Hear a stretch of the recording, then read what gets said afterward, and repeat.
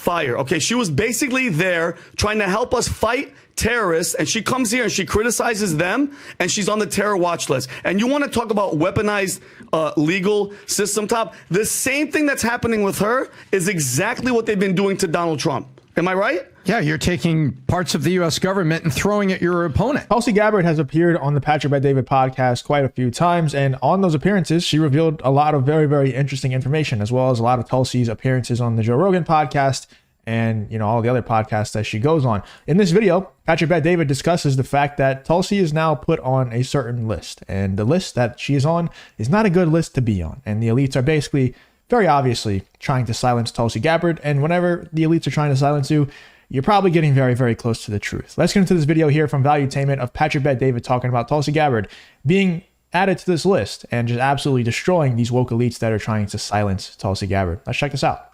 TSA Quiet Skies watch list. Let me read this, and then Vinny, I'm coming to you.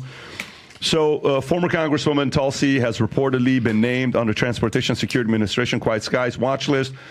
Whistleblowers within the Federal Air Marshal Service are claiming subjecting her to the same surveillance used against suspected terrorists.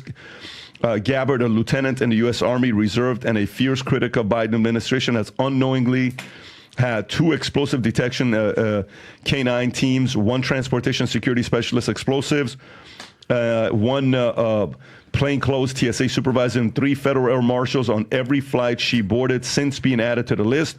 The whistleblower reports first shared with Sonia Labasco, the executive director of Air Marshal National Security Council, determined that Gabbard was added to the Quiet Skies list on July 23, 2024, one day after she criticized Biden, Kamala Harris, and overall security state during an interview with Laura Ingraham. Vinny. Okay, so, I mean, first and foremost, I want people to understand what you just said, Pat. That means once she's put on this Quiet Skies list, every time she goes on a flight, there has to be let me find where you said it, PBD. She has to have 3 federal air marshals on every flight that she goes on. Okay? Even terrorists don't get this type of attention. There has to be like 7 people involved with her. And I just, do you want to show what she actually said so I can get into it, Robbie? Can you show? She was on the angle. And this is, guys, pay attention. If you criticize the military industrial complex and Kamala Harris, and you say Kamala Harris is dangerous to our democracy, this is the Department of Homeland Security is going to tap you for the rest of your life. Rob, play this. It's, by the way, it's very, very obvious that that's why they chose Kamala Harris. There's not, like, everybody that you talk to that has any sort of common sense in their brain, even leftists like Anna Kasparian and Bill Maher and them, they will even say, like, why did they choose Kamala Harris? Like, why was she chosen for us? We never even got to decide as voters, as Democrat voters, who to vote for. Like, we just kind of got Kamala Harris just pushed down our throat, and we had no choice. We had no say in the matter. It's because she sold out to these people, to the military-industrial complex. And it's funny how, like Vinny said, if you say that Kamala Harris is a threat to democracy, then you get put on a list like Tulsi Gabbard did. But that's literally all they say about Donald Trump. Like, Donald Trump, that's what they call him. That's like their phrase of this election is threat to democracy, threat to democracy. And nothing happens to you if you say that. But if you say that Kamala Harris is, then you get put on a list. And there's marshals and stuff on every flight that you go on. Let's get back to PBD. This clip, let them see it. I'm more interested, Laura, in what the American people are thinking. You know, I've been seeing headline after headline saying, well, what is Kamala Harris's foreign policy going to be? And then you are reminded by these examples of how inexperienced and lacking of knowledge and strength that she is. So to answer that question, what kind of commander-in-chief will she be? What kind of foreign policy will she have? We simply need to look at the facts of what we've seen under the Biden-Harris administration. They are not running our foreign policy. Our foreign policy decisions are being made by unelected people in the military-industrial complex who are profiting from us being in a constant state of war, and the national security state that has more power to undermine our freedoms and liberties when we are in a state of war. Kamala Harris does not have the strength to stand up to the military-industrial. I just don't even, like, why in the world would they see her say this? They see her say this, and then they think, what can we do to discredit her? Oh, I know. Let's put her on a flight list. I forgot what the Quiet Skies list. That's a genius move. That just shows to everyone that what she is saying is correct. That just shows to everyone that she's onto something. That's all that's doing. Why? I don't understand their logic there. I don't know. Maybe you guys can explain it to me in the comments. Complex. Okay, you can stop it right now. So Guys, I hope you guys are paying that. That's all she said. It goes on for a little bit more, Tom. Nothing more, nothing less than what she just said. The Department of Homeland Security put her on a domestic terrorist watch list. And for the people out there that don't know a little bit about Tulsi Gabbard, she's an active duty lieutenant colonel, Pat, in the United States Army. She was deployed in Iraq during the war, 2004. She was assigned to a field medical unit in a combat zone. Guys, not just hanging out and nothing's going on, in a combat zone, and received a combat medal badge for service under enemy fire. Okay, she was basically there trying to help us fight terrorists, and she comes here and she criticizes them, and she's on the terror watch list. And you want to talk about weaponized legal system, Top? The same thing that's happening with her is exactly what they've been doing to Donald Trump. Am I right? Yeah, you're taking parts of the U.S. government and throwing at your opponent. If you enjoy content like this, then make sure you subscribe and turn on the notification bell. It really does help me out a ton. Let's get back to the video. Yeah, there's absolutely no difference. When did they add her to the list? The moment that this happened, I guess August. July. No.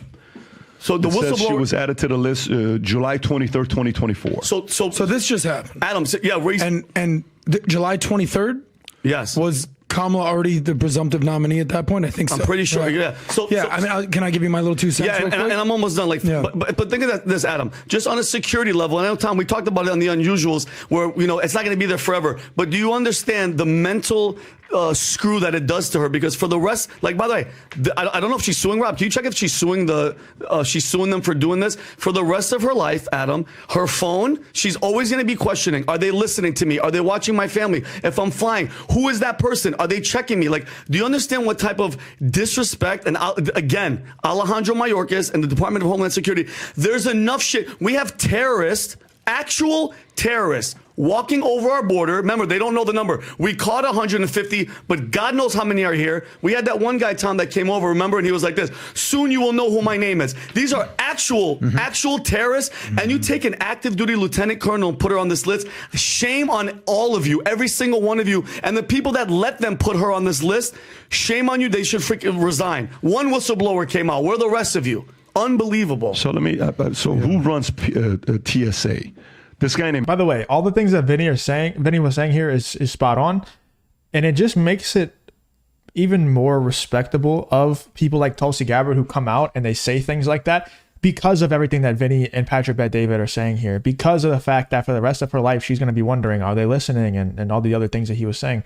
It makes it that much more respectable, in my opinion. I don't know. Let me know if you guys agree or disagree, but I think it makes it more respectable because now, she knows what she's getting into when she says stuff like that. She's in the military. She knows what she's getting into, and she does it anyway. I think that makes it more respectable. David Pekoski.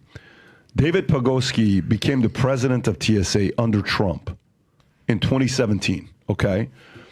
And was reconfirmed for a second term September of 2022.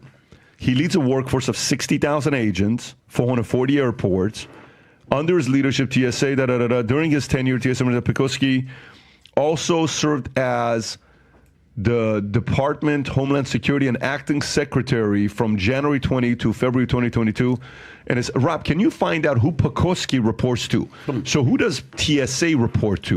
Probably Pete Buttigieg, probably. Well, yeah, no, I mean, Adam, it's funny, but you're right. And also, Pat, while you're looking, the TSA has stated there you go. Under the direction of the Secretary of Department of Homeland Security. So that's Mayorkas. That's exactly who it is. There you go. So TSA is under Mayorkas. Yeah. So Mayorkas forced David, who got the job by Trump, to put Tulsi on the list. Very interesting. Yeah, but it's not going to slow her down. No. It's not going to, because I'll just say this one thing. Is there a bigger threat to Kamala's campaign than the person who literally made her suspend her campaign in 2020 when she annihilated her on stage than a female of color veteran? No, not veteran, active duty. Active duty, but part of the military, soldier, reserves. Congressperson. Oh, by the way, who was a former Democrat who ran for president in 2020. She has all the check marks. Boom, boom, boom. She's like the credible, established sensible Nikki Haley. Yeah, you're right. If you enjoy content like this, then make sure you subscribe and turn on the notification bell. It really does help me out a ton. Let's get back to the video. And Kamala Harris. And you know, like, she's a viable candidate. But you know what? That's who she is. So everyone else that is not her is like, oh, we got to silence this woman. Of course. Because she's that girl. And the biggest problem is, Pat, Army, I'm Air Force, she's Army Reserve. What? She's still in the Army. We swore an oath to protect this country from enemies, foreign and domestic. And what people don't understand is that domestic word, to me, is more of a threat than the foreign one. It's when the people that are here, this deep state that we always hear, that people are like, you guys are conspiracy theorists. Do you understand what it has to happen for somebody to hear that in the deep state? Alejandro Mayorkas to say, hey guys, monitor her. She's a terrorist. She's a potential domestic terrorist. And if you guys hear one thing on her phone, if you see one thing, grab her ass and we're going to make an example out of her. Yeah, but it's such bullshit because she went through this same exact thing when she was a quote unquote Russian asset, when she basically criticized Hillary Clinton. Yeah. And then that's how she had to basically navigate her campaign as a quote unquote Russian asset. Unbelievable. So we've seen this before. But it's not cool. It doesn't make it good. You know, a lot of times, you know, the Tulsis of the world, the RFK Juniors of the world, these are former Democrats who basically had a peek behind the curtain. They're like, oh, this is swampy in here. Yeah. Same thing that, I mean, basically Trump is doing on the right. Yeah. Speaking truth to power is necessary. 100%. And that's why someone like Tulsi is so respected along podcast and free thinker type communities, but on the mainstream media, she'll be lambasted. And also, it does speak volumes that, I mean, obviously Trump hasn't chosen his entire cabinet yet, but she's not, you know, she was never in the running as far as we heard, as far as the rumors go, for Trump's VP pick or anything. And she probably never will be for any of these larger politicians, any of these people who really want to, like, really have a good chance to win the presidency. She's more like going to be with the RFKs and stuff like that. The people who, you know, let's be real, RFK doesn't have a chance to win. So, but he's also at the same time, maybe there is a correlation here. Maybe the correlation does equal causation in this instance. He's also exposing a lot of people who Tulsi Gabbard is also exposing. You know, and why Tulsi Gabbard is getting in trouble. They kind of run along the same lines there. Let me know in the comments what you think about Patrick Bet-David and the Valuetainment crew's response to Tulsi Gabbard trying to get, you know, they're trying to silence her and placing her on the list and all these things. Let me know in the comments what you think about this whole PBD and Tulsi Gabbard situation.